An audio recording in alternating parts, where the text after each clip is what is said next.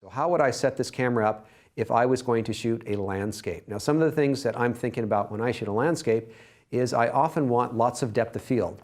So in both of these examples, you have objects in the foreground, objects in the background, and I want them both in focus. I am hopefully on a tripod, or at least holding the camera very steady, and there's nothing moving, so I'm not too concerned about shutter speed. Focusing and depth of field is critical here, though.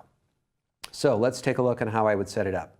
In these cases, I do like manual exposure because I have a little bit of time to work with, and I want to be very specific about my shutter speeds and apertures. The first and most important setting after that would be setting the lowest ISO possible, and in this case, it is 200. That's the native sensitivity, the best sensitivity, or not the best sensitivity, but the best quality of image off the sensor if we have a good amount of light to work with. Next up, I'm going to want a lot of depth of field. How much? Well, it depends on the lens and the scenario, f8, 11, 16, 22. It depends on a number of things, but f16 would definitely give me lots of depth of field. The shutter speed really doesn't matter if I'm on a tripod, so I could set it anywhere I want. And it's likely to be fairly slow if I am setting something like ISO 200 and an aperture of f16.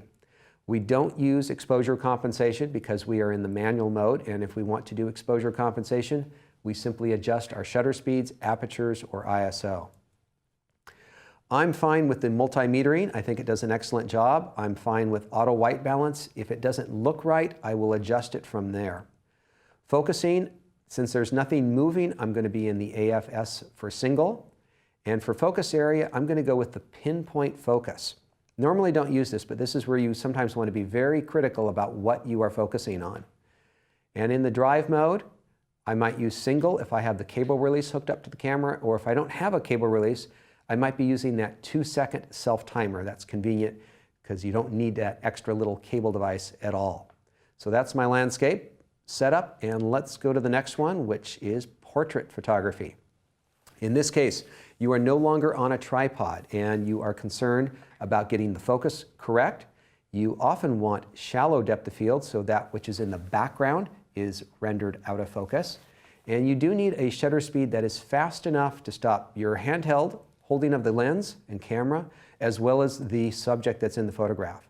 So in a case like this, I usually like to try to get several shots, and I will be in manual, and I like to get my settings set up ahead of time. First setting I like to set is the depth of field at a very shallow depth of field.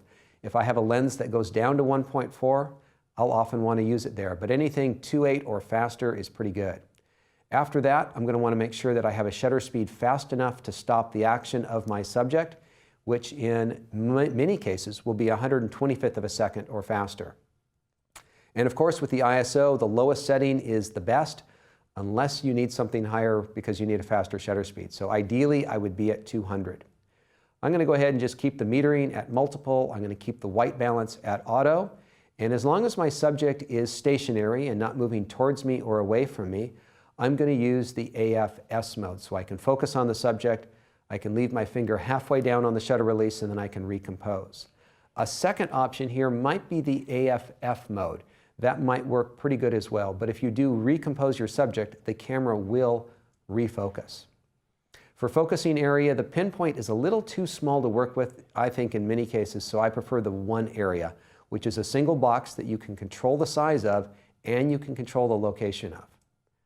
And then for the drive mode, I would prefer to be in continuous, and probably the 6 or maybe 4 frames per second in this particular case, because people's facial expressions change very quickly, their gestures change, and when things are right, you want to be able to reel off a number of shots to make sure you get the exact right moment.